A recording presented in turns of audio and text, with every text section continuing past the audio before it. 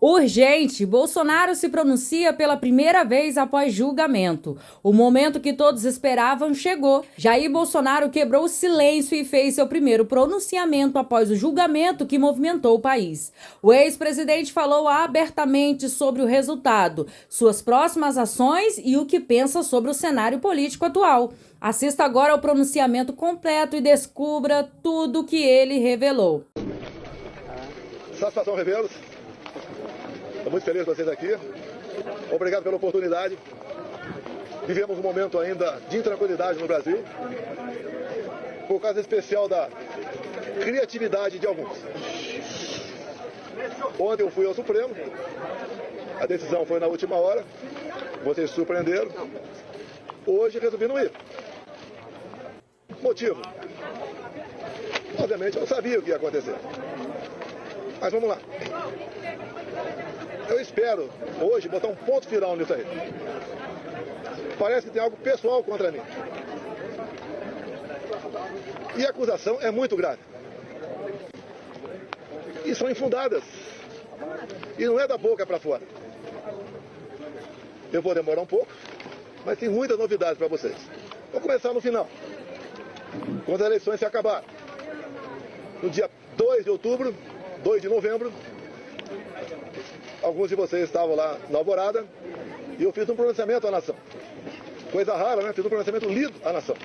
Eu vou ler apenas um parágrafo desse pronunciamento, que infelizmente não está no inquérito do ministro Alexandre de Moraes. Lá, o terceiro parágrafo, bem curtinho. As manifestações pacíficas sempre serão bem-vindas. Mas os nossos métodos não podem ser os da esquerda, que sempre prejudicaram a população, como invasão de propriedade, destruição de patrimônio, cerceamento do direito de ir e vir. Ato contínuo, começamos a transição. Alguns dias depois desse pronunciamento, os caminhoneiros começaram a obstruir vias pelo Brasil. Eu fiz um vídeo pedindo para que eles se desmobilizassem. Eu não tinha intenção nenhuma em parar o Brasil, criar o caos, ou estava pensando em outra coisa. Eles cumpriram esse pedido meu. Durante a transição, conduzida pelo senador Ciro Nogueira, tive um encontro no começo de dezembro, no Alvorada, com o escolhido futuro ministro da Defesa, José Múcio. Ele foi pedir um apoio para mim, para que tivesse mais acesso aos respectivos ministérios. No dia seguinte, ele foi atendido em tudo.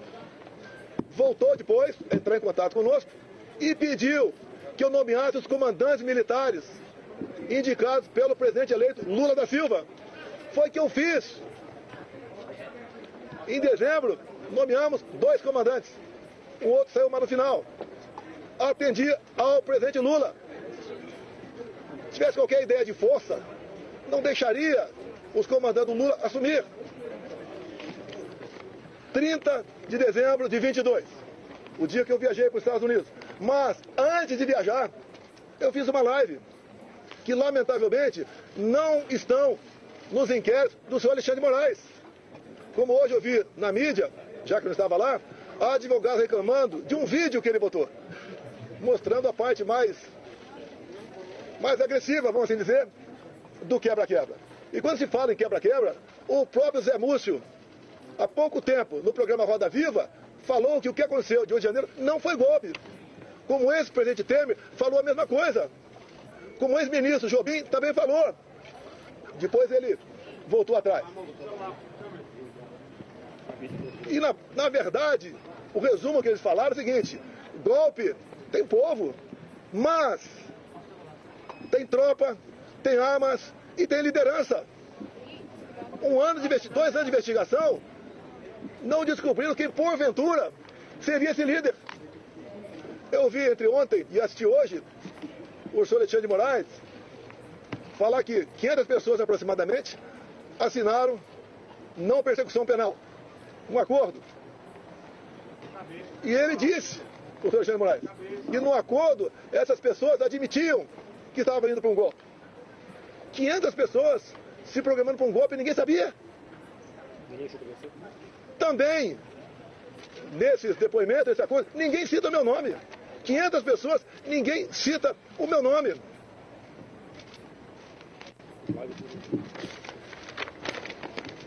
Vamos aqui para a live de 30 de dezembro, o dia que eu viajei para os Estados Unidos. Um pedacinho bem curto aqui, mas lamentavelmente, as imagens não estão no inquérito do Alexandre de Moraes. Ele bota o que ele quer lá. Por isso, seus inquéritos são secretos ou confidenciais. Na live. E repito, em nenhum momento fui procurado para fazer nada de errado, violentando, seja o que for. Eu entendo que fiz a minha parte. Estou fazendo até agora a minha parte. Hoje são 30 de dezembro. Até hoje eu fiz a minha parte dentro das 4 linhas. Não vamos achar que o mundo vai acabar dia 1º de janeiro. Vamos pro tudo ou nada. Não! Não tem tudo ou nada. Inteligência. Mostrar que somos diferentes dos outros. Nós respeitamos as normas, as leis, a Constituição. Nós sabemos dar valor à liberdade. Talvez isso seja o de mais importante.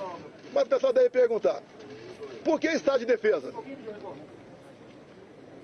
Lá atrás foi discutido estado de sítio. Você deve se lembrar, na matéria do Gringão, que passou para a Folha de São Paulo, áudios, um dos áudios dizia, carregue no 42. Ele estava na dúvida do que me acusar. Estava na dúvida.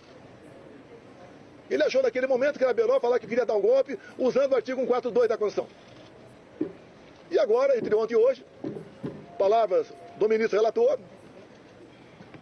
ficou convencionado por ele, está de defesa. E o decreto estava pronto para assinar. Seria então, se eu assinasse, o início do golpe. Segundo o ministro relator, configurou-se o golpe a partir desse momento. Mas, antes de uma hipotética assinatura de um decreto de estado de defesa, como está no artigo 136 da Constituição, o presidente da República tem que convocar os conselhos da República e da defesa. Aí seria o primeiro passo. Não adianta botar um decreto na frente do presidente de estado de defesa e assinar, está resolvido. Não convoquei os conselhos da República e da defesa. Nem as preparatórias houveram para isso. Se é que você trabalhar com o dispositivo constitucional, é sinal de golpe. Golpe não tem lei, não tem norma. Golpe tem conspiração com a imprensa, o parlamento, setor do poder judiciário, setor da economia, fora do Brasil. Força Armada em primeiro lugar, sociedade, empresários, agricultores. Aí você começa a gestar um hipotético golpe. Nada disso houve. Agora, por que se comentou estado de defesa e estado de sítio? Para a gente desmontar de vez essa história de golpe em cima de um dispositivo constitucional. 2014, acabaram as eleições, Dilma ganhou de Aécio Neves. O que o PSDB fez? Contratou uma auditoria externa. Talvez para dar mais credibilidade ao parecer final. Conclusão, parecer final da auditoria externa contratada pela PSDB sobre eleições. As urnas são inauditáveis. Não sou eu que disse isso. Isso foi em 2015. Eleição de 2014. Desde 2012, eu já tinha ações dentro da Câmara dos Deputados pelo voto impresso. Antes de mim, Flávio Dino foi claro, dizendo que perdeu umas eleições por causa do voto eletrônico. Antes disso também, Carlos Lupe, do PDT, em inserções de programa eleitoral gratuito, ele disse, eleições sem voto impresso é fraude. E foi ele que entrou com uma ação contra mim no TSE. Outros 10, 12 falavam a mesma coisa. Eu não era sozinho, não estava sozinho na defesa do voto impresso. Eu não sou obrigado a acreditar, confiar num programador. Eu confio na máquina. Não sou obrigado a acreditar num programador. Em 2015, eu, deputado Jair Bolsonaro, aprovou uma emenda numa proposta de lei eleitoral, cujo relator era Rodrigo Maia, permitindo o voto impresso. A senhora Dilma Rousseff vetou. Foi derrubado o veto. Na Câmara, algo surreal. Até o PT votou para derrubar o veto. Ato contínuo. Fui convidado pelo ministro do Supremo, Luiz Fux, a ir ao TSE. Chegando lá, encontrei o ministro Fux. Tratou muito bem, feliz. Ele me convidou para ir para lá. E falou que o TSE tinha tomado todas as medidas para implementar o voto impresso nas eleições de 2018. E ele falou, deputado, por falta de recurso, apenas 5% das sessões terão voto impresso. Eu falei, é uma excelente referência. É mais número de eleitores do que uma pesquisa. Eu só faço um pedido para o senhor. Pulverize as urnas. Ele falou, já está programado, serão pulverizadas. O TSE começou a preparar. Tem um vídeo do ministro Gilmar Mendes, ministro Barroso, elogiando a nova urna eletrônica com a impressora do lado. Bem, poucos meses depois, por 8-3, o Supremo Tribunal Federal disse que a urna era inconstitucional. Essa ação foi proposta pela senhora Raquel Dodge na época, chefe do MP. Porque a impressão do voto, segundo o Supremo, segundo o Supremo, a impressão do voto colocava em risco a segurança das eleições, o sigilo do voto. Esses foram os argumentos. Deixo claro que na Venezuela só foi possível detectar fraude o ano passado por causa do voto impresso. Foi a primeira vez que a Venezuela adotou o voto impresso. Por que a Venezuela fez isso? Já que o sistema eleitoral deles era exatamente igual ao nosso. Porque houve um momento que o governo Biden queria comprar petróleo da Venezuela. E não podia comprar o petróleo sem nada em troca. Então foi feito um acordo, governo Biden dos Estados Unidos, governo Maduro da Venezuela e oposição. E impuseram então o voto impresso.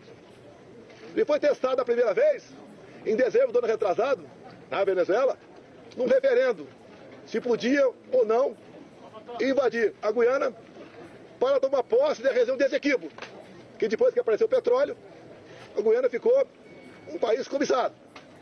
E o Maduro, quando foi votar no referendo, falou, aqui você vota sim, sim, sim, sim, papelzinho, não é igual a outro país, é papelzinho dentro da urna. E o Maduro aceitou por que o voto impresso? Já queria ter problema com a Maria Corina ou com o Capriles, os maiores adversários dele naquele momento. O que ele fez? Tornou-os, Maria Corina e Capriles, inelegíveis por 15 anos. Qual a acusação? Atos antidemocráticos. Subiram no carro do som e criticaram o governo Maduro. Isso passou a ser ato antidemocrático. Começa a lembrar um pouquinho do Brasil ou não? As duas oposições mais fortes, fora da ficha eleitoral, o Maduro pensou que fosse entrar em campo e ganhar o WO. A Maria Corina organizou seu partido, organizou bases, fez movimento por toda a Venezuela, muito parecido com o meu aqui, onde a multidão ia atrás. 300 mil mortes em São Paulo, milhares de pessoas por todo o Brasil. Tiveram as eleições. A Maria Corina se organizou, não vou entrar em detalhe aqui, se organizou. Quando começou a apuração, chegando na casa de 70%, o que o Maduro fez? Suspendeu. E logo depois, se autodeclarou eleito presidente da Venezuela, ou melhor, reeleito. Mas a oposição tinha boletim de urna, tinha atas. E essa questão se alastrou fora da Venezuela. Chegou-se à conclusão, então, que tinha havido fraude por parte do Maduro. E tinha que encerrar as eleições por ali, caso contrário ia dar a vitória do Edmundo, o candidato da Maria Corina. E dali para frente vocês sabem a história. O governo brasileiro, o PT reconheceu a vitória do Maduro. O governo brasileiro, Lula da Silva já, não quis reconhecer. Houve um entreveiro entre ambos. O Maduro falou em certo momento, a sua justiça eleitoral reconheceu você vitorioso aí. A minha reconheceu aqui. Fique quieto ou vou falar. Palavra do Maduro. O voto impresso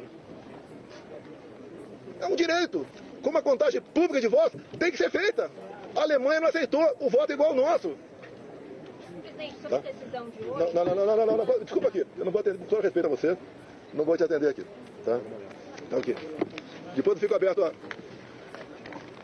Então o voto impresso, mais de 400 deputados derrubaram o veto em 2016 para 2017. Eles estavam atacando a democracia, quem votou para derrubar o veto, atentaram contra o Estado Democrático de Direito. Agora vamos num ponto nevrálgico aqui sobre o voto impresso. Quando acabaram as minhas eleições, a última agora, em 22, o meu partido peticionou o TSE. No dia seguinte, o ministro-presidente do TSE, Alexandre de Moraes, não aceitou, mandou o arquivo e nos deu uma multa de 22 milhões de reais. Alguém já viu um advogado ser multado por aí? Por peticionar alguém do Poder Judiciário? Se ele tivesse recorrido, a multa poderia passar para 200 milhões. Ou até mesmo, quem sabe, caçar o registro. Então, não tínhamos como discutir dentro da Justiça Eleitoral essa questão. Vamos voltar um pouquinho para 2018. Depois voltar para 22. 2018, eu ganhei no segundo turno. Uma enxurrada de votos. Teve a facada.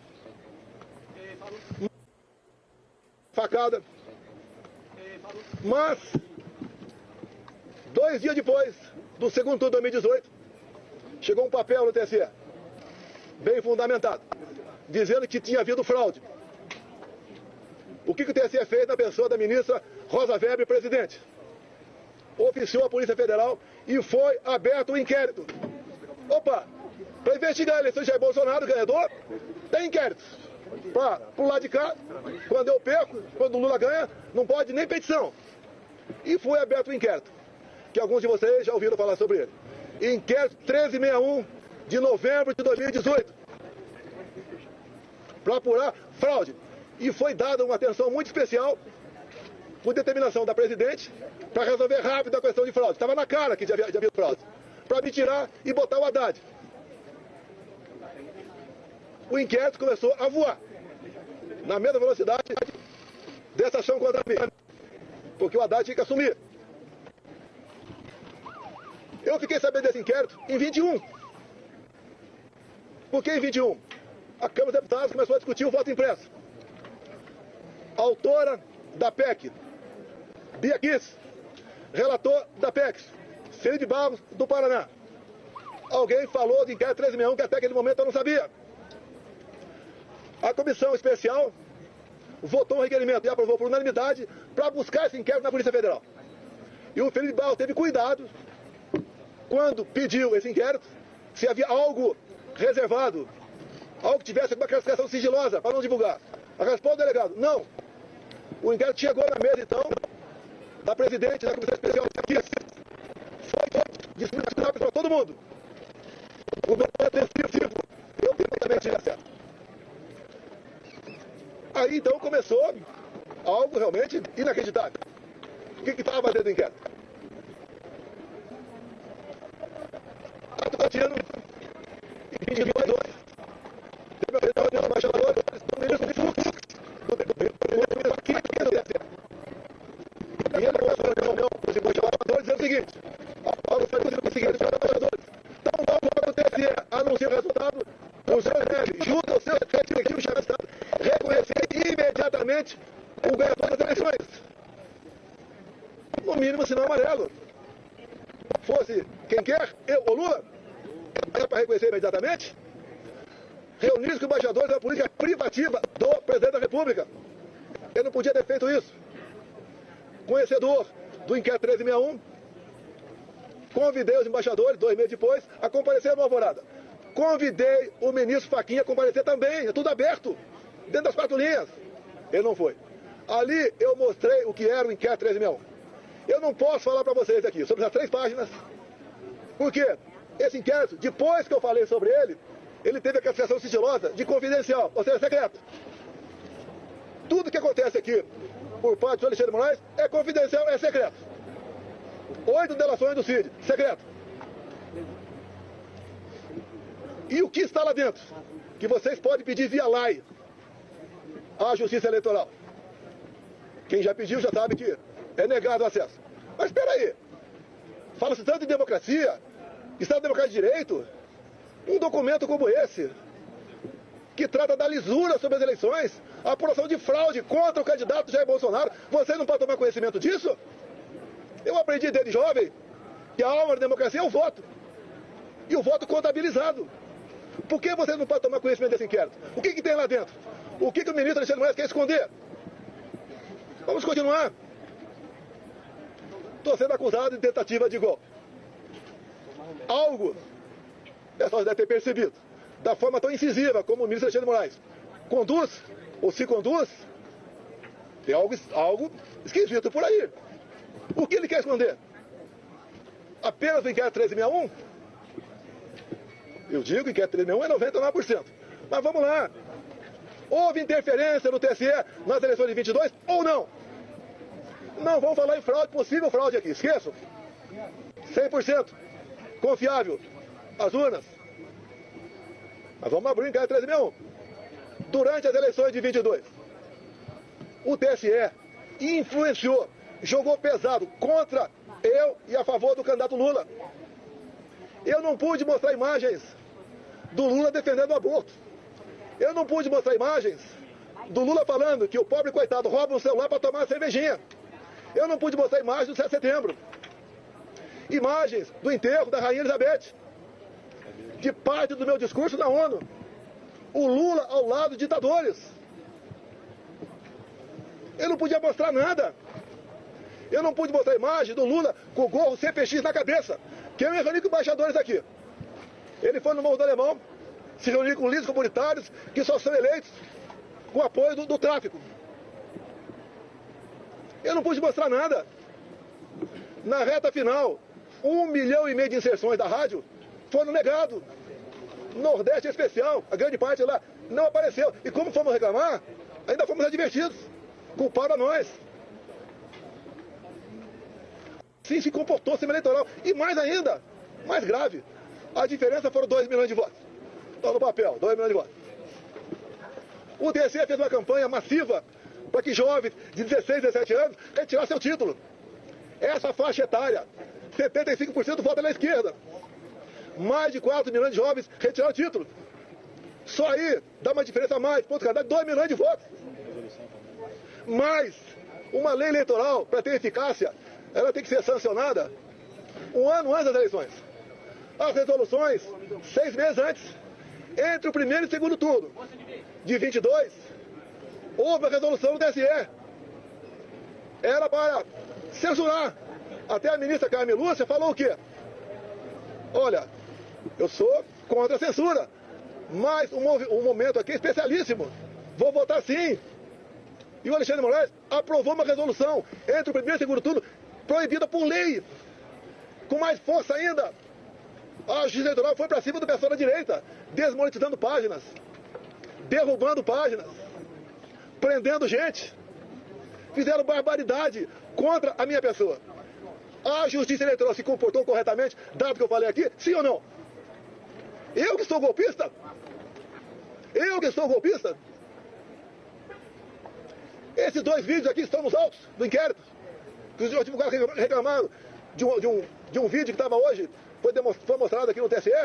Eu sou o culpado.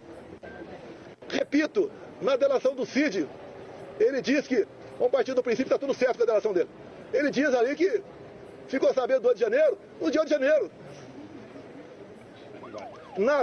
Já falei, estou repetindo, nos 500 acordos de não persecução penal, em nenhum deles, que eu tomei conhecimento, alguém cita meu nome. Graças a Deus eu saí aqui dia 30 de dezembro, porque eu não queria passar faixa para um cara com passado, como o Lula tem. Não há crime nenhum não passar faixa. Não está escrito que é proibido passar faixa. Fui para os Estados Unidos. E essa artimanha do 8 de janeiro, eu falo artimanha porque o ministro Flávio Dino, na Justiça, negou os vídeos do 8 de janeiro. Quase 200 máquinas. Ele entregou apenas 4 vídeos e falou que o contrato tinha vencido. Ah, pelo amor de Deus! Pelo amor de Deus! Eu sou golpista? 8 de janeiro, eu estava nos Estados Unidos. Uma das 5 acusações contra mim é destruição de patrimônio. Só se for por telepatia. Existia pegaram, fizeram pesca probatória, reviraram a vida de todo mundo, 3 buscas e apreensão em casa. Não acharam nada a meu respeito. O próprio Cid falou que os militares estavam de férias no início de janeiro. Daí inventam, o Lula ia assinar uma GLO. Você assinar o problema dele, pô. Vai dar golpe com o comandante do Lula? Se os meus tivessem bandido, podia até ter uma lucubração nesse sentido. Os comandantes jamais embarcariam numa aventura. Discutir, como disse o então comandante do Exército, meu, discutir hipóteses de dispositivos condicionais, isso não é crime.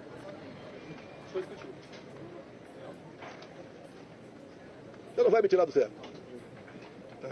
Eu acho que a maioria já aprendeu aqui como é que eu acho. Quiser tumultuar como você, é outra história, vou embora. Vou abrir a pergunta para vocês. Diz Alexandre de Moraes que o golpe começou dia 29 de julho de 21. Um ano e meio antes de acabar 22. E ele tinha aqui, para dar ênfase à historinha dele, tinha que acabar de 8 de janeiro. E como é que ele chegou 29 de julho de 21? Pegou de janeiro e começou a voltar. O que aconteceu nesse dia que vocês não ficaram sabendo? Ou foi a PF que descobriu? Aquela banda da PF. Nesse dia eu fiz uma live, onde eu falei sobre o inquérito 1361. Qual o problema? O inquérito ostensivo. E diz ele que eu difundi fake news. Eu difundi o que tinha dentro do inquérito. Se é fake news, o inquérito é mentiroso.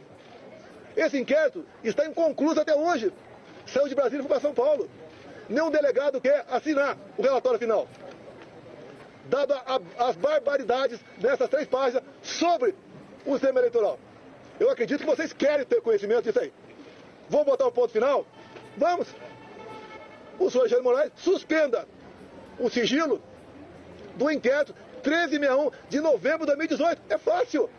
Vamos para a verdade, vamos botar tudo na mesa. Por que essas prisões absurdas? 17 anos, como 14 para a Débora agora. A Débora é uma golpista, terrorista. Ela está sofrendo mais que qualquer ser humano para sofrer na vida. Ela acorda e dorme sem dar um beijo, sem dar um banho nos seus filhos. De 10 e 7 anos de idade. Por que 14 anos, 17 anos? Quer botar 30 em mim? Se eu tivesse devendo qualquer coisa, não estaria aqui. Fui para os Estados Unidos, graças a Deus, que se tivesse aqui de 8 de janeiro, estaria preso até hoje. Ou morto. Que é o sonho que sei que é de alguns aí. Que eu preso vou dar trabalho. Não vai acontecer não, deixa contigo, presidente. Então, aqui está grande parte, quase toda a verdade que interessa. Repetindo, 2 de novembro de 22. Quando eu falei com a imprensa, li um papel e começo dizendo que vão sentir saudade de mim, como estão sentindo hoje. Vou estar o mês que vem no Rio Grande do Norte com o senador Marinho, como já tive outras vezes, depois das eleições. O tratamento é excepcional. Porque o João 832 eu usei na campanha e durante meu mandato. A verdade dói, mas o povo entendeu que a verdade é necessária. É picanha, de gás, cervejinha. Não tem nem ovo agora. A inflação está aí. O povo não quer mais confusão. Por isso que eu falo de anistia. Eu duvido que uma mãe aqui não se coloque no lugar da Débora e não queira anistia. Não encontraram nenhuma arma aqui. Eu estou sendo acusado junto com essas pessoas que foram presas. Tentativa armada. Que arma? Vai no Senado aqui. As armas apreendidas foram estilingue, meia dúzia de bolinha de gude e mais nada. Que mais? Uma senhora com a Bíblia. Agora, as coisas aconteceram antes do pessoal que estava no acampamento vir para cá. Porque tem vídeo de pessoas comuns mostrando um cara sozinho quebrando tudo por aí. O próprio Lula. Tem vídeo dele falando. Temos que saber quem deixou abertas as portas aqui do Palácio. Foi facilitado. Quando aconteceu o de janeiro, a imprensa só mostrava uma imagem. Escolhida a dedo, só uma. Aquele cara magrinho, né? Com uma camisa, a minha estampa na barriga, derrubando o relógio. Só mostrava isso. Alguns dias depois, o Lula estava fora do Brasil, eu acho que era China, defendendo a mudança do padrão dólar. 3 dias depois, a TV CNN mostrou as imagens do G. Dias lá dentro. Junto com perigosos terroristas e golpistas, ele andando à vontade lá dentro. Dorme aqui embaixo, no meu tempo, por volta de 60 militares, a maioria cabe soldado, armado. E aonde é qualquer negócio, ir pro pau, armado, com fuzil. Alguém viu algum soldado armado nesse dia? Facilitaram a entrada deles. Não resta mais dúvida tocante a isso. Comigo, até o ministro Fux falou hoje, né? E temos 7 de setembro que ele ficou preocupado. E daí ele falou, graças à Polícia Militar do DF, nada aconteceu. Naquela época o ministro Fux falou comigo, eu era presidente. O ministro, fique tranquilo, o nosso pessoal não faz baderna. Quando acaba o movimento não tem papel no chão. Se é na Paulista não tem um vidro quebrado. Não tem um cesto de lixo incendiado. E numa boa. Sem problema nenhum. O que assusta? Um outro lado, quando se fala em sistema. Que comigo foi diferente. Deus me deu a segunda via e me deu um mandato. E eu montei um ministério técnico, coisa que vocês nunca viram na vida de vocês. Como agora, continua um balcão de negócio. Ministério, estatal, bancos oficiais. Comigo não tinha isso. Apesar da pandemia, que a gente lamenta as mortes. Gastamos R$1 trilhão. Reflexo da guerra. Terminamos 22 com um saldo de 54 bilhões. Negociei com o Arthur Lira aqui. Votação de um projeto para a gente poder zerar impostos federais de combustíveis. E zeramos. O Paulo Guedes, na nova política dele de reindustrialização, diminuiu em 30%. O IPI de 4 mil produtos. Eu zerei imposto de importação de muita coisa. Pneu de caminhão, peça de trator, material para energia fotovoltaica, medicamentos. E eu comecei a arrecadar mais. Com esse governo, só se fala em taxa. O Lula só acerta quando ele revoga uma medida sua ou de um ministro seu. Uma portaria de carimbar a validade do ovo. Ele só acerta quando revoga. A imprensa fala aqui, parte da imprensa aqui, Copacabana flopou. Flopou. Eu não sei quantas pessoas tinha lá. A USP, o pessoal com cabelo colorido, falou que tinha 18 mil. Eu tinha um quarto de Maracanã. Um quarto de Maracanã. A PM falou 400 mil.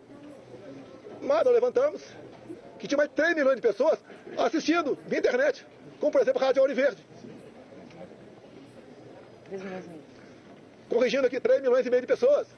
E quando eu falei em concentrar no Rio, com todo respeito aos parlamentares do meu lado, se eles tivessem um movimento na cidade dele, ia ter uma certa repercussão. Que eu queria que o pessoal ouvisse o que eu falei, o que o Malafaia falou, o que o Nicolas falou. Vamos mudar um pouco esse repertório para São Paulo.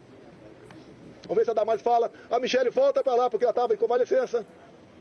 Agora, dia 30, agora, vai ter um movimento da esquerda. Tô até promovendo. O movimento da esquerda na Paulista. Qual é a pauta? Prisão pro Bolsonaro. E sem anistia. Lá não tem mãe, não. Que não se coloca no lugar da Débora. Vamos ver quantas pessoas vão para lá. Na semana seguinte, 6 de abril, vai ter o nosso. Tudo acertado com o Tarcísio. Devemos ter pelo menos 6 governadores. Mais de 50 parlamentares. Vamos continuar essa luta da anistia. A anistia é perdão, é passar borracha. É fazer o Brasil voltar à sua normalidade. Eu não quero confronto. Eu quero o bem-estar do meu povo. Não tenho obsessão pelo poder, tenho paixão pelo Brasil. E quando alguns falam inelegível, por que eu estou inelegível? Porque me reuni com embaixadores? Não foi com traficante no Morro do Alemão, não. Abuso de poder político? Qual voto eu ganhei junto a embaixadores? A outra inelegibilidade, abuso de poder econômico. Acabou aqui o 7 de setembro. Com toda certeza, 1 milhão de pessoas aqui. Parecia uma plantação de girassol amarelo. Deixei minha faixa. Acabou o 7 de setembro. A estrutura dos palanques que estavam por lá de lá, subi no carro de som Cida Malafaia. E ali, eu fiz o pronunciamento. E que coisa ridícula. Por ocasião da votação da minha inelegibilidade, o ministro Alexandre de Moraes, falando, inclusive, ele fez um coro de imbrochável. O que é isso? Eu falei para um cara que estava lá embaixo, aquela medalha é minha, não foi no microfone. E se tivesse falado, qual é o problema? Como agora tá um grito aí, quando qualquer lugar que eu vou, chip. Qual o problema? Qual o problema? Alguém viu corrupção com estatal comigo? Acabaram com os Correios. Viu o rombo do Banco do Brasil? Como é que era, por exemplo, Porto de Santos? Dava prejuízo anual de 500 milhões.